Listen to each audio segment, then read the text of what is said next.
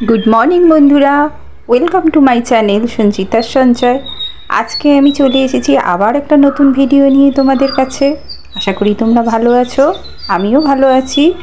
और सकाल थेकेई आमी एकटु व्यस्त छिलाम, ताई जोन्नो आसते पारिनी तोमादेर काछे। एखन सकाल 11टा।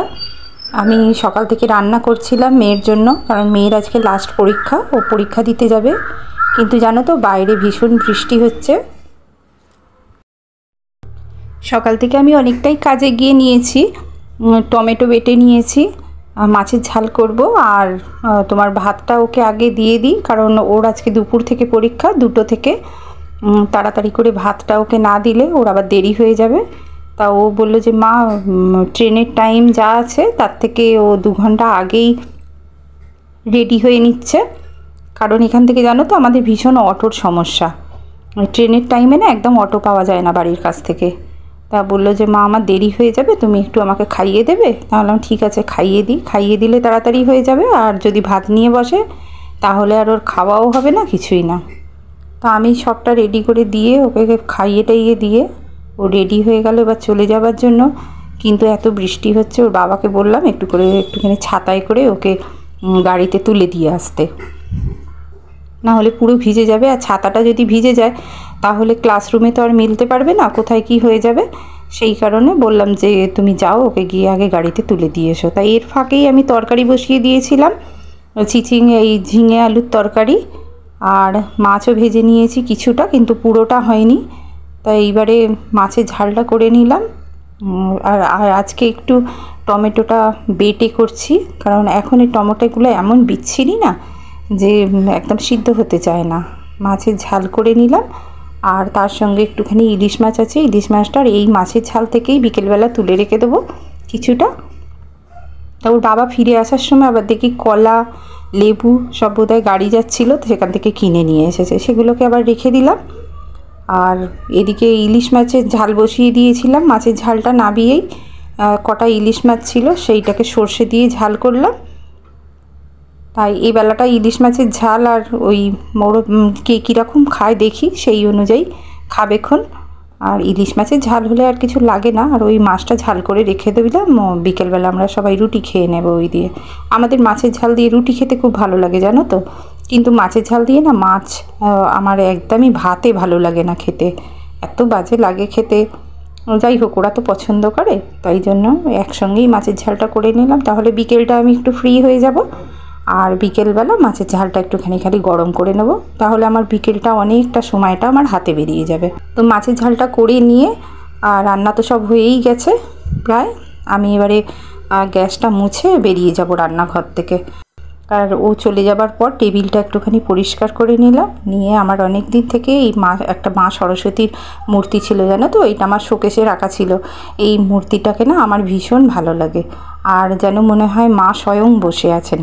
তাই একটুখানি, আর পড়ার টেবিলে যদি সবুজ রঙের জায়গাতে গাছ রাখা যায় বা সবুজ কিছু রাখা যায় তাহলে কিন্তু খুব ভালো। আমি একটুখানি পড়ার টেবিলে একটা ট্রে ছিল আমার অনেক দিনের পুরনো, এটা আমার দাদুর জানো তো, দাদুর মানে আমার মায়ের বাবার।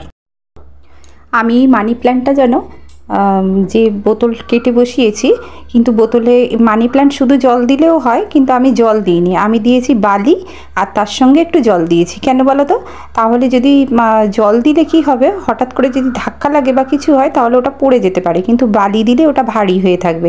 আর মানি প্ল্যান্টে সেটা দরকার হয় না। ঠাকুরের বাসনগুলো মাজতে কিন্তু বাসনগুলো এত কালো হয়ে আছে যে ঘরোয়া পদ্ধতিতে কি করে ওটা পরিষ্কার করা যায় সেটাই আমি আজকে তোমাদের দেখাবো।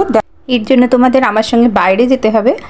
আর তোমরা দেখবে যে বাড়ির আশেপাশে দেখো এদিক ওদিক জঙ্গলে, রাস্তার ধারে, বাড়ির আশেপাশে এই দেখো এই যে গাছগুলো, এই গাছগুলো কিন্তু হয়, এগুলোকে বলে আমরুল শাক। এটা কিন্তু টক জাতীয় শাক জানো তো। এইগুলো আগেকার দিনের লোকেরা না এইগুলো দিয়ে টক খেত, মাছের ডিমের টক। আর এই সময় দেখবে বর্ষার সময় এই গাছগুলো বেশি হয়। আর আমাদের এখানে চারিদিকেই হয়ে আছে।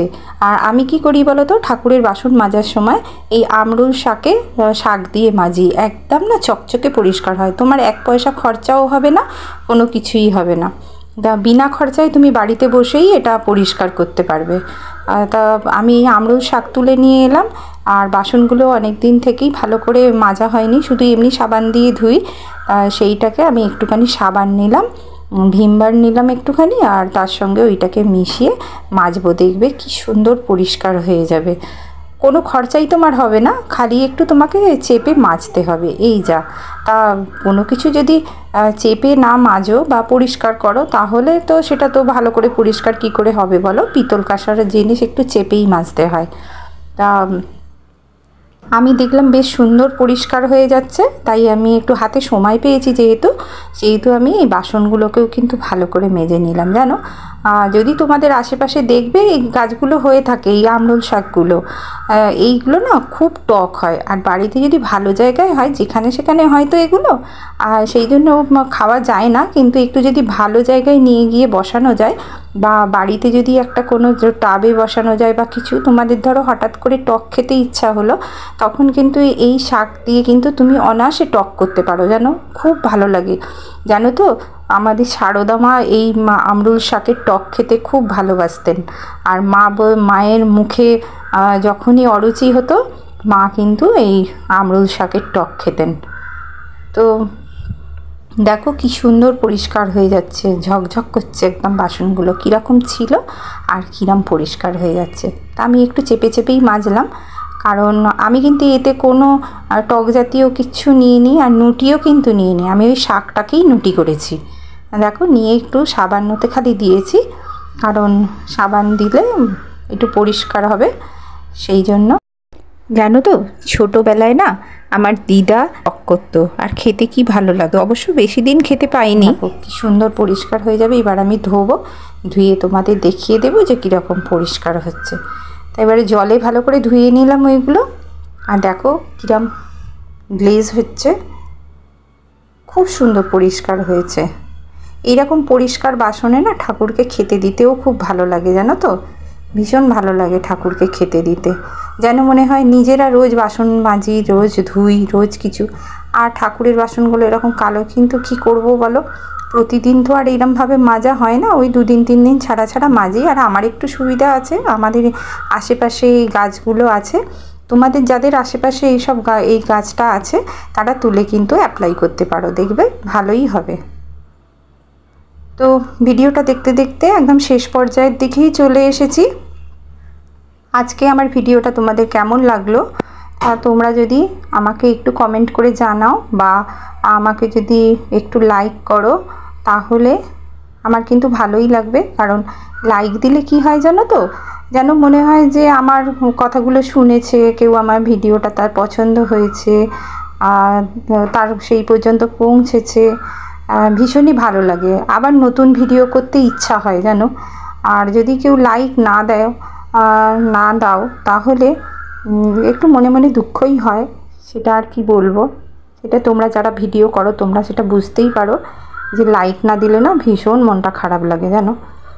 আমি এত কষ্ট করে ভিডিওটা করলাম, তাতে ভালোই লাগে। দেখো কি সুন্দর বাসনটা চকচক করছে।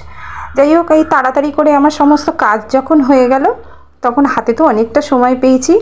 আর আমার জানো তো বরাবরই একটু পড়ার অভ্যাস আছে, বই পড়ার অভ্যাস আছে। তাই যেদিনই আমি একটু তাড়াতাড়ি কাজ করে শেষ করে উঠতে পারি, সেদিনই কিন্তু আমি নয় ঠাকুরমার স্বামীজির বই, নয় গল্পের বই, নয় উপন্যাস আমি কিন্তু নিয়ে বসি। আমার কিন্তু প্রচুর বই আছে, আমি সেইগুলো পড়ে পড়ে দেখি।